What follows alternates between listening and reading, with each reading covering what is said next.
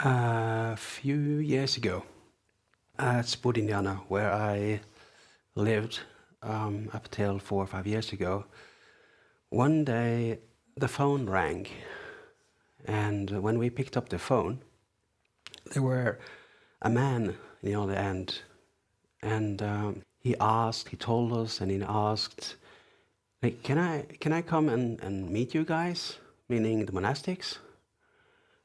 And because he had been doing some training and some development of his mind, and he had gotten some, some experiences he wanted to share. And he also wanted to discuss it a bit. So we said, yeah, just come up to us before lunch, and then we can have a chat afterwards. But then he said, no, I can't come up there, because then I might lose my job. So then, okay, then maybe we can meet in the city center, like in the city of Perth. And like, no, same. I might be seen, so then we can't meet there. And then, okay, what about Jana Grove, the retreat center? Maybe we can meet there. Some of the monastics and him can meet there. One day there's no retreat, so there's nobody else there, so only he can come, and then a bunch of monastics. And that was okay. So we just arranged for the day and a date and a time, and the day came, and I think half of the monastics went over there because it's a bit interesting. We got a few clues from Ajahn Brahm in advance, and then he came with his with a projector, which I think works. It actually did work, and he had some documents. And he just sat down in front of the monastics. We sat down on the floor and some chairs. And he said that, well, he started up by saying that I have been doing some training and some development, and I know now what I did in my previous life. He said that I am now working in the Navy, and he's like a soldier in one part of the Navy in Australia. And he remembered that in this previous life, he was a red jacket. And for those who doesn't know that, a red jacket is the name they used for the Marine soldiers quite many years back when UK had this nice idea of just export all the bad people to Australia. All the criminals and all the convicts, they were just put on a big boat, and they were transported to Australia, where they somehow had some work to do, and maybe after a while they could settle down there. And this guy who came to us, he said that he was working on one of those boats, transporting those criminals to Australia. And he also remembered himself like wearing this red jacket. And he also remembered like the harbor in Perth at that time, and how Perth looked like. He said that he remembered the name of his wife. He remembered the name of his 2 kids. He remembered where he lived, because he was given a parcel of land, like a small farm, when he was done with his marine service.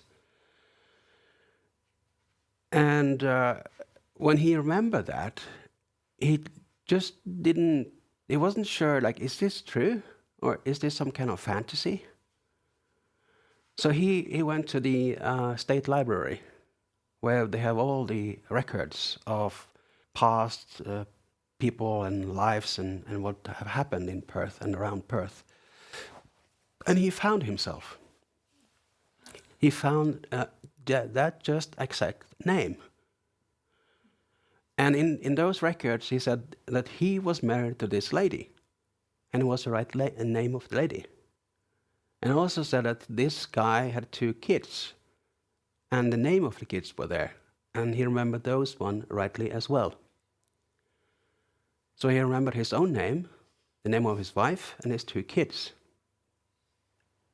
But he had one problem, and that was that he also knew where he lived.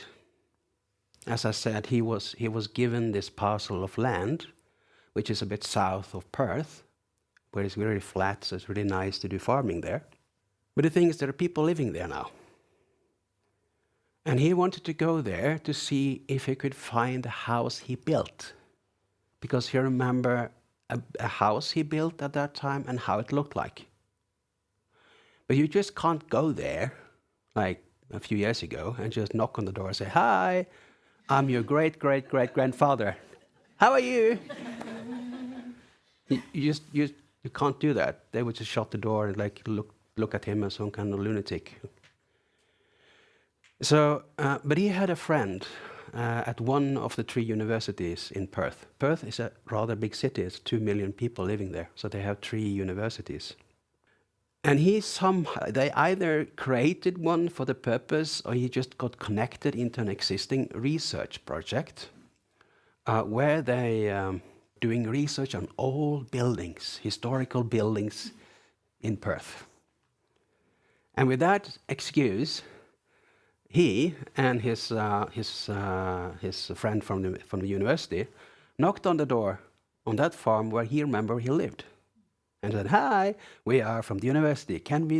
We're doing this research project. Can we just walk around in this property and look at all the old buildings and do our research?" And yeah, of course, no problem. So they were free to go around and look and ask questions and take photos and do whatever they wanted. So they started to walk around because he wanted to find his house he built. You know, the house they built a long time ago, they'd made them really solid. They don't fall apart after 50 years. They last for a long, long time. And they started to walk around and look, no, it's not that building. No, not that one. And they're just walking around, looking and looking, but I couldn't find anything. They couldn't find that building. So this guy was starting to doubt himself, like, is this just a fantasy? But at one point, where they were walking around on this property, he stopped and he looked up on a small, like a hilltop. And he said, "That's where it is. Up there on this little hilltop, that's where, now I remember, that's where my house was." So they walked up to that hill, and when they came up to the hilltop, there was nothing there. It was just a field. They were growing some kind of, I don't know, vegetables or some wheat or something, but no trace at all of any buildings. So he was a bit disappointed that he couldn't find his home, his previous home. So they gave up and they said thank you to the owner of the farm, and they went back. But he didn't give up. He went back to to the library, and he found that at just that spot where they had paper that there actually were a house there, but it had been bulldozed away a few years earlier. So in reality, he found his house there, even though it wasn't there. It was been removed. He remembered it, and he remembered it correctly. So that is like a live example of this idea we have in Buddhism. Venabu Chanda yesterday talked about this idea of dying. And I want to say something about the continuation afterwards. And in Buddhism, you have this idea that when this human body, when it stops, when it falls apart, there's a mental thing, there's a mental process which continues. And somehow we pick up some kind of life form. We basically wish to live. So then the question is, how does it happen? So if we are to pick up a new life, where do we go? What is the causes for various types of existence? And the Buddha had this really beautiful simile. It's like you have a field, like a farm field, and then there is moisture or rain and water, and then there is a seed. So if you have a field, like earth, and you have water and have a seed, then there can be a new life. this seed can sprout out, becoming a small plant and grow up to be a big plant, either some kind of tree or some kind of vegetables or something. And those three things, the field, that's your actions in life, good or bad. The moisture, the rainwater you need for growth, that's your craving, or like your direction in life, where you're going. And the seed is consciousness. So depending on the field, how fertile the field is, meaning how good your actions are, how good your karma are, then the plant will be put into a field whether it has a good condition for growth or bad condition of growth. And then in addition to that, it depends on how much water. So if there is a plenty of water, that will really help developing this seed. So if we create for ourselves a field with a lot of good actions, and we go for the next life, we are creating a foundation for ourselves for something really, really nice in your next round. The second thing is your craving, and in that sense is what you want to do. Because the Buddha had this idea that you can choose, actually. To a quite extensively you can choose, but within some limitations. You can choose within the limitations of your actions, of your karma. So in reality, if you've done a lot of bad stuff in your life, that will exclude some options for you in your next round. But if you have done a lot of good things and even been developing yourself, that opens up for more options. And within those options available, you can actually choose, according to the Buddha. So, what do you want? Do you want to be a human being again? Do you want to go somewhere else? Do you want to be a dog? A horse? Do you want to go to like a heavenly realm? It's actually open for you, according to the teachings of the Buddha. And remember this short photo you saw there before the projector kind of collapsed. What you saw was this palm tree, and it was just on the edge of the water, and it was just leaning out towards the ocean, almost like 45 degrees. And the simile goes like this. Just as, friends, when a great tree is standing inclined, slanting and leaning towards east, if it's cut down, it will fall in that direction, which it inclines, which is slanting and leaning. And even so, a person who have long been practicing good actions of body, speech and mind, they will incline towards a particular destination. And when he dies, or the body dies and goes away, he will go to that destination. So basically what we want to do, like the whole, trust of your life, the sum of all your cravings of where you want to go in your life, that will propel you there, according to the Buddha. If you lean towards the east, you will fall toward east. But I don't know, if you don't lean any direction, like let's see if you are like a normal tree, just go straight up. And then you're supposed to die. Which direction do you then fall? It's more like chance maybe, or whatever happens in the end. You can go east, west, north, south, maybe because of the wind at that time, or something else happening. But whatever direction you're really leaning your life, that's where you will go. That's coming from the Buddha. In Buddhism, we also have like a cosmology, meaning that there are different types of existences. And the Buddha divided into 3 different main groups of existences. It's called the Kamaloka, Rupa Loka and the Arupa Loka. And it just means the sensory realm, basically different types of existences with a body, and then some Rupa and Arupa types of existences where you don't have a body. It's like a very mental type of existence. And we are now in this Kama Loka. We have a body, we have senses. But in that group of existence, there is also what we call for heavenly realms, just as they're talking about in Christianity and many other traditions. And as a human being, we can get maybe 100 years old, more or less max, maybe 80, 90, 100 years.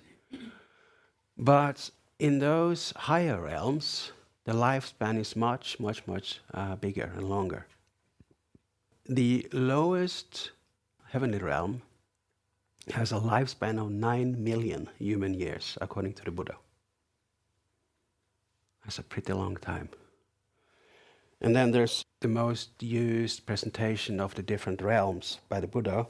There's 1, 2, 3, 4, 5, there's 7 levels of heavenly realms, or like a Deva realms.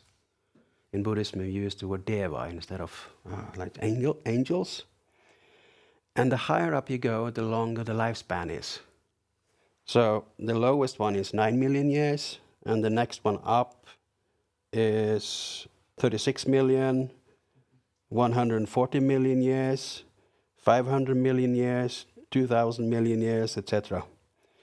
And the highest sensory heavenly world is 8,000 million years, human years.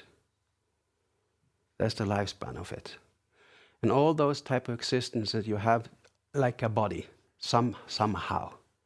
In those higher states you have like a fine material type of body. Above that, there is the Rupa and Arupa type of existences. And those are equivalent to the states of deep meditation. So when you get to learn meditation really well, and you get into really deep meditation, what we call for jhana, then you're basically testing out how it is to have a life in that realm, that type of existence. And the lifespan of the lowest of those realms is 1 kalpa. And 1 kalpa, according to the Buddha, is the length of time it takes for the universe to start and expand to the max and going back to zero again. Even the Buddha was teaching this idea, which is in some circles in science today, that the universe is expanding and contracting and starting again and going back again. And that's a really, really long time. Extreme. It's like time. It's a time perspective which is really difficult for us to understand as human being, because we are so conditioned into this type of lifespan, 100 years, and sometimes we think that's a long time. So these types of existences, which is getting better and better, which you will perceive better and better, and where the lifespan is longer, is actually equivalent to the states we have in meditation. So when you really get to meditation going, it is also learning what type of existences which is available for you. I spoke to one person here in Norway a few weeks ago, and she's not young anymore. She doesn't have that many years left. And I asked her, like, what? So in a few, I don't know, in no long time, your body will probably collapse and it won't work anymore. Where do you want to go then? And she's a little bit open to this idea of rebirth.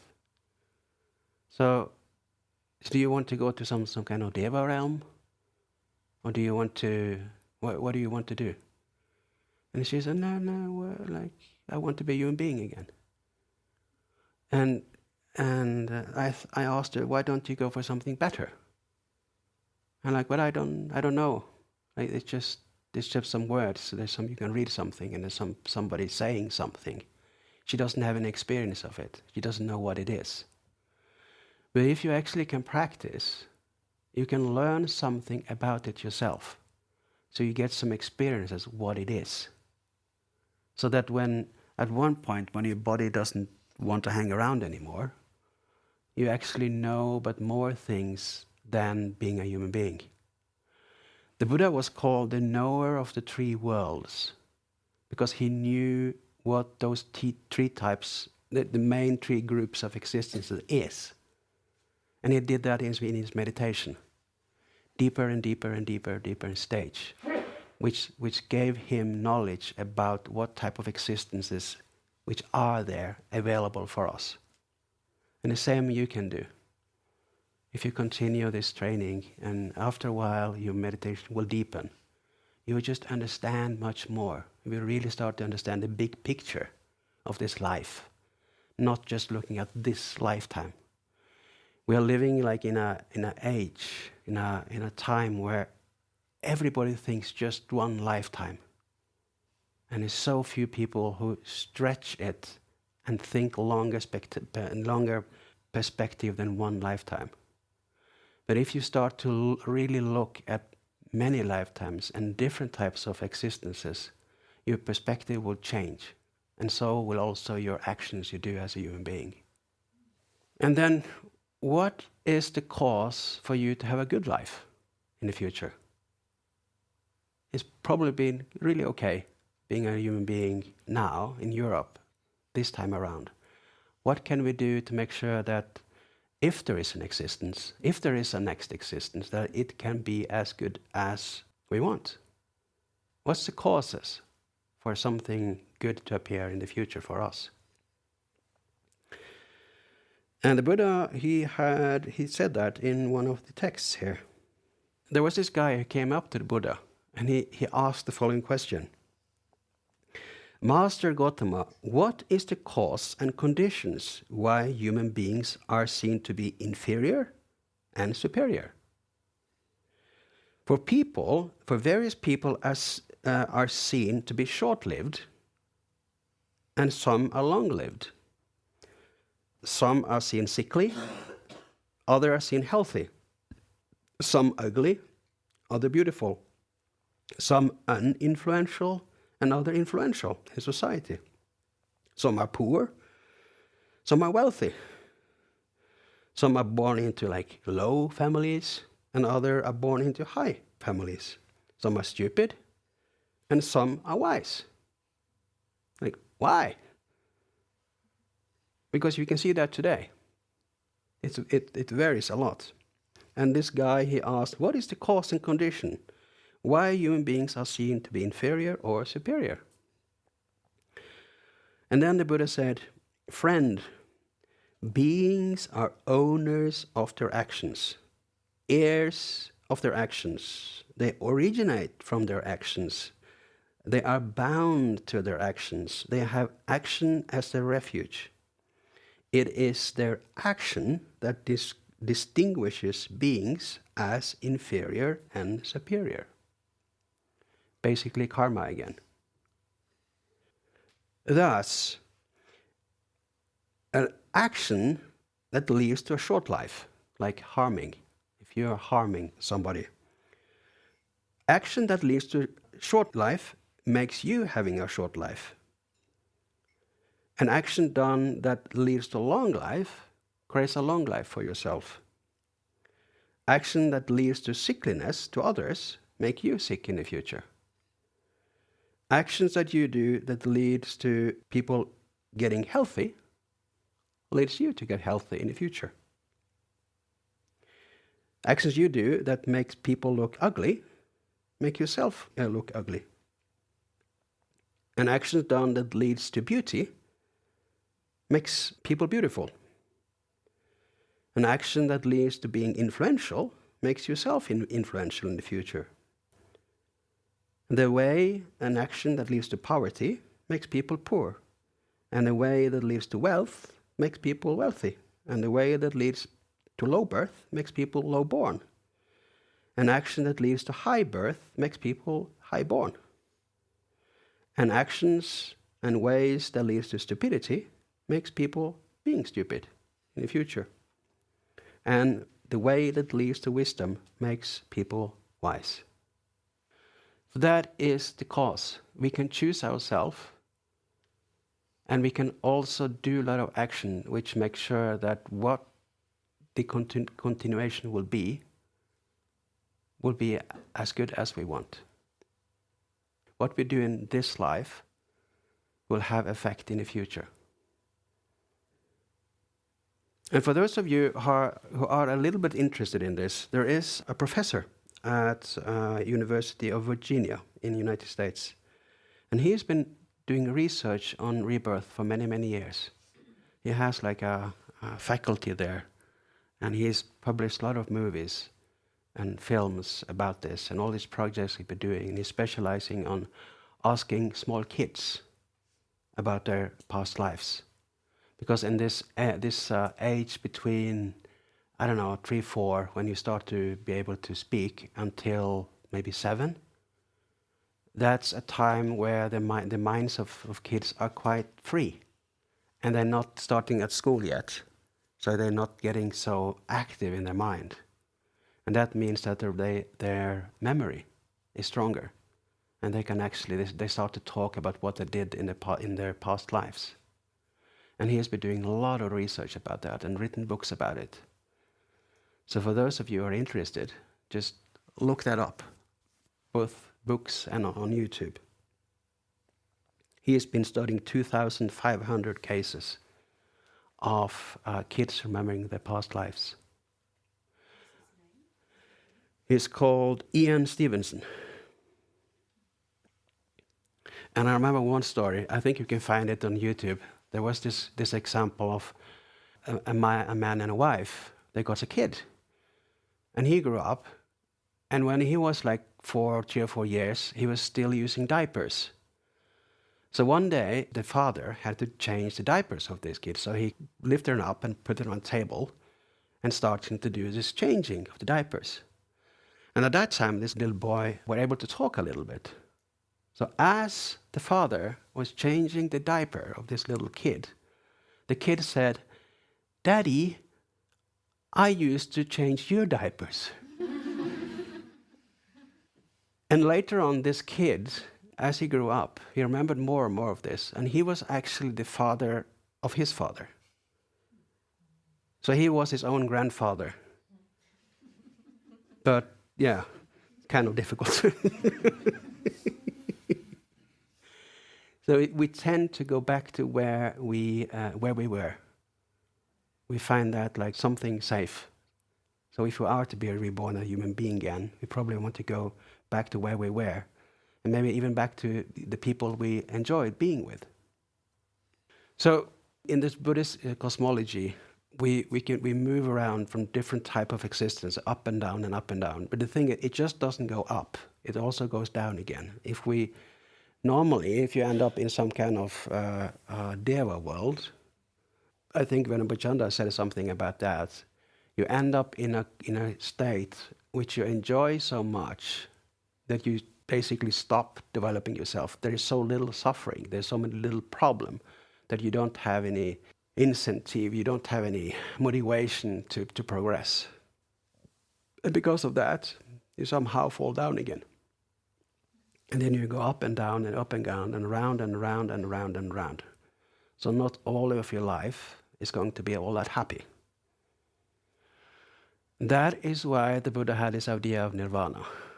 For this cycling around from life to life to life in various types of existences, sometimes it's good, sometimes it's not good at all. But there is like a state we can develop as a human being which takes us to like a final destination, which we can experience as a human being, so we know what it is. Everything in Buddhism is something you're supposed to train and develop and experience, so you know what it is. It's not based on faith. And I was going to show this really nice illustration, and I can't. There's something called the 7 shipwrecked sailors. And I found these nice photos of all those 7 people out in the ocean and different stages of a development. And the first of these 7, it's like a story that there's 7 people, they're out in the ocean. maybe they came up with a boat, and the boat sank, and suddenly there's 7 people there, floating in the ocean. So what do? The first one, according to Buddha, he just sank, straight down. He just drowned right away. And that is somebody who done a lot of bad stuff in life, a lot of dark actions. And when you do that, there is no option for you to have a really good rebirth. So in this simile, he's basically drowning, meaning he's going down, getting a life in your next round which isn't all that good. Then the second person is somebody out in the water. He's kind of keeping above water, but then he's sinking down. And then he managed to get up again and breathe again. Then he sinks down again. He goes up and down, but in the end, he falls down. That is somebody who's doing bad stuff, but also some good stuff. But it isn't enough for this person to continue having like a good type of life. The third person is actually somebody who's out there in the water, and he managed to keep floating. So he's above water all the time.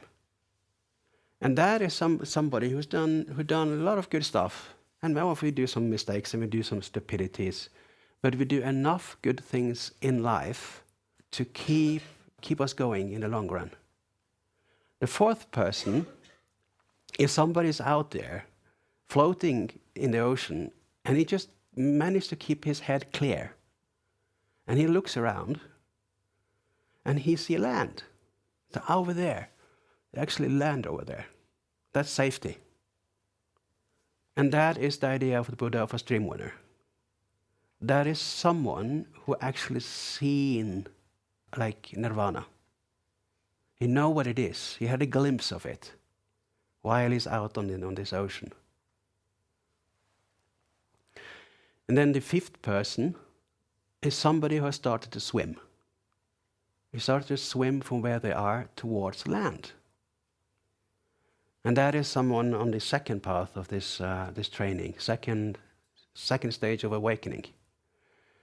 And that is somebody who has understood this idea of non-self, and is starting to work to reduce his ill will and all his cravings.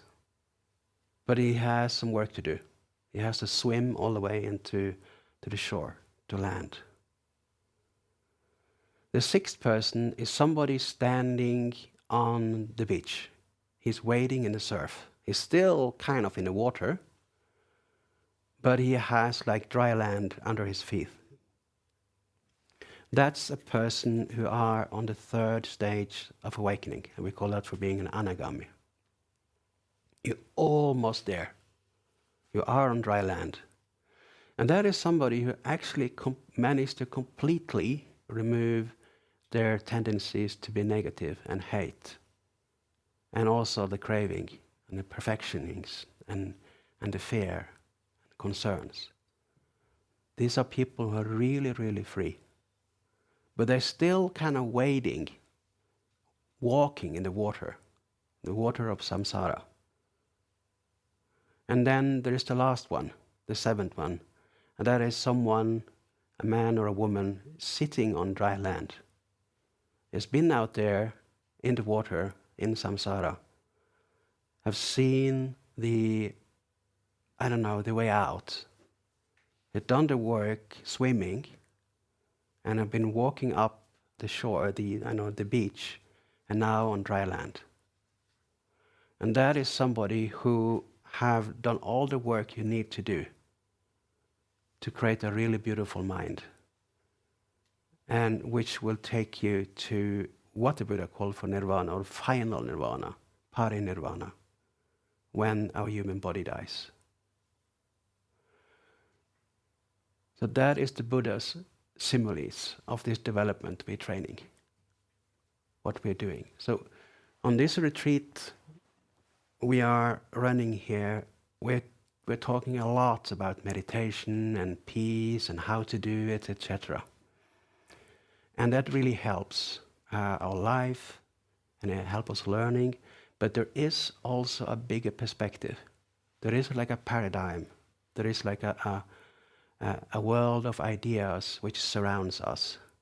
And everything we are learning here on retreats like this also help us in a bigger perspective. It takes us further than just this lifetime. So it's not just your mind right now. It takes a long time for a lot of people. Even the Buddha himself, he said, I think the most reliable information we had was that the Buddha had his last human life 2,500 years ago. Before that, he had one life in some kind of Deva world. I think it was called the Tusita realm. And before that, he was actually a monastic. He was training full time with the previous Buddha. What happened before that, I really don't know. I'm not sure whether I trust the sources. But even the Buddha spent a lot of time doing this. So looking at this training in a big perspective, we also need to do a few things to make sure that the whole path will be a good one. Not just this one lifetime we have right now. Okay? When we were at Kröderen at this retreat, Yeah. the first one, Yeah. you played this chanting of Yeah. this little boy. Yeah. That Should I tell that story quickly Yeah, to everybody? For those who haven't heard it, this is a guy from Sri Lanka, and his name was Dhammaruan. Yeah, Dhammaruan. And he was one of those little kids. When he grew up, he started remembering his past lives. And he was just living with his parents or his foster parents maybe. And those people were quite up to spiritual training. So from an early age, he was taken to places where he sat down and he learned to meditate. And this little kid, while they were doing their meditation, he suddenly just starts chanting. That was almost before he started to speak properly. And the parents, they didn't understand what's going on. We haven't taught this little kid how to chant like this. And they didn't understand it themselves, because the language was Pali. So they ended up recording it and went to the nearby temple and asked the monks there, like, what's this? There's this little kid, he's chanting something. We didn't teach him this. And these monks, they recognized it right away, that this little kid was teaching like the first sermon of the Buddha and some Anatalakkhana sutta and some, I don't know, he was just chanting the teaching of the Buddha. And it was so perfect. And was something which was really interesting is that the way he was chanting was not the way they did it in Sri Lanka. It was another style. So it's very obvious that he didn't learn it from someone at that time, because then he would learn to do it in a different way. It was completely different. And later on, when this guy grew up, he got to remember completely what he did. And he said that he was actually a monk, I think year 1000, I think around year 1000 in India. And he was hanging around this group of monks, where one of them wrote this Visuddhimagga. It's a big, like an old handbook, meditation handbook in Buddhism. He remembered that he was a monastic in the past. And he was so young, he didn't kind of remember it like intellectually or like, it wasn't him who deliberately tried to tell it. It just came out of him. And that's a really, really interesting story. And we can listen to that. It's just like a couple of minutes tonight. If you believe this, we can hear how the monks were chanting 1,000 years ago. I think, yeah, it's on. So there's a book by Bhante Analayo called Rebirth. Yeah. One of his books is on here, I think, on mindfulness of death. But he has another one called Rebirth.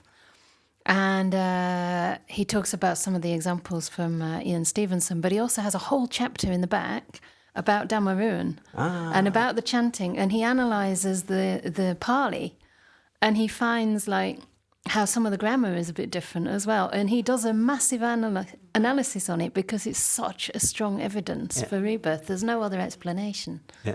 So it's really good if you want the actual minute detail. There are people kind of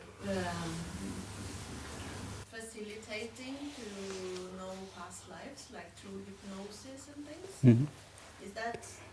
Is it interesting or not? Like, is it favorable or is it? I'm curious about it. I've been offered this, but I haven't done it. And I'm wondering is it helpful or is it not helpful? I will say give it a go. Basically just for the fun of it. Because it might be that something pops up. But the way to do it is that something you're supposed to do yourself, and you can do that as a result of deep meditation. And this remembering a past life is actually part of the training. I think the Buddha called it the hatching of the egg. So there's a baby chicken inside an egg, and it wants to get out. And from inside, you have to break it open. So you have to hatch like three times. He has to hatch it to open it up. And I think the first one is remembering the previous lives. And the second one is understand karma and effect. And then the third one is the Four Noble Truths. So this idea of knowing yourself, what you've done in the past, is actually part of this training. A bit into the future, it belongs to the kind of later part of your training, but it is actually part of this training. And it puts this life into a much bigger perspective. Okay, how are you supposed to get this knowledge? Like, do you see images? Do you hear? Do you smell? Like, how does it appear in the meditation or afterwards? I'm very curious about it. The way you do it is actually quite simple. And I like to say that everything in Buddhism is simple as long as you get meditation going. The hard part is just to learn to make the mind calm and peaceful and full of energy and bliss, etc. Because then your mind is so malleable, it can do so many fantastic things, like remembering your past lives. You basically calm down your mind, get into deep meditation, and afterwards you just ask your mind. Ajahn Brahm is kind of famous going out saying that you just ask, what's my earliest memory? Your mind can answer so much, and the more powerful your mind is, the better an answer you will get. And you will remember what have happened in the past. It's like you go into this, I don't know, this living vision thing, and you can see it, and you can smell it, you can be there and remember things. And then you can just give some small commands like earlier. What is the previous memory? Then go back and back and back and back. And basically remember it really powerfully. That's the way you do it. So it's the doing itself is really easy. Just ask that question. But the work is what we're doing here. And when you're at home, when you're doing your meditation, when you're studying, when things doesn't go the way you want and you're struggling, that's when the work is done. And then at one point your mind gets really happy and peaceful, and that opens up so many doors for us to create wisdom and understanding. This is maybe a little bit of a silly question, but how do animals gain karma? Yeah. Like, or is it more beneficial to live a life as a herbivore than a carnivore, because then they won't be killing other beings? Like, how do animals live a beneficial like a life for that will benefit the next birth if they don't really have the ability to act outside of True. Yeah. And actually the Buddha said that it's extremely difficult for an animal to go like one step up. And that's because firstly, they don't have this idea of, we talk about ethics and doing good. That idea isn't that strong in most of the animals. And basically they have to kill to eat. It's just for them to survive, they have to do a lot of things and harm others. That's their lifestyle. So that kind of stops them from kind of developing. And they don't have retreats. They don't have books. They don't have teachers. So if somebody falls down to that state of being, the Buddha said you'll be there for a long while. But there are like animals who are really exceptional, like cows. I mean that. Do they harm anybody? And at least, unfortunately, in the West, they're just forced to give milk, for example. And in the end, they would be slaughtered for food. So they actually end up doing a lot of good things. They don't harm. While there are other animals which just so cruel and kills and even kills for fun. So there are various types of existence as an animal, which is better. So maybe they first have to develop inside the animal kingdom to get better and better rebirth as an animal. And then at one point, they swap to being a human being. Like this story from Thailand. I don't know. Okay, that's the last story. I think some of you have heard this, but I will repeat it. There is this idea in Buddhism that if you develop yourself, you can have what is called divine eye. That means that you can see things which you can't see with your human eyes. And divine ear as well. You can hear things, other places. And those who develop well, they can get those abilities. And one such monk was living in Thailand. And he had a temple there. And in that temple there were a monkey. In Thailand there are quite many monkeys wild. And some of them, they are attracted to the monasteries, to the temples, because there they find food. And one day, one of the monkeys were killed by a visitor with a car. And the monkey died. But according to the story, this monk, having this divine eye, he actually saw where the mental part of this monkey, where it left. And he saw that this stream of consciousness went into the tummy of a woman who was there, a young woman. And he actually told this to all the monks. So for a while, all the monks were looking at, because this was a lady who came to this temple very often. So they were interested, is she going to become pregnant now? And after a while, the news came that she is now pregnant. And their master had seen that it was actually a monkey who died and went inside this mother. And weeks passed by, months passed by, and then she was ready to give birth after 8 or 9 months. And the monks, they just didn't say anything. They just wanted to look at this at a distance. And the birth went fine. Everything happened as it should. But one thing was very peculiar. When this baby was born, he was very hairy. Really hairy, all over the body. Just like monkeys. So I don't know if you believe such a story, but that is you could call it a true story for our tradition.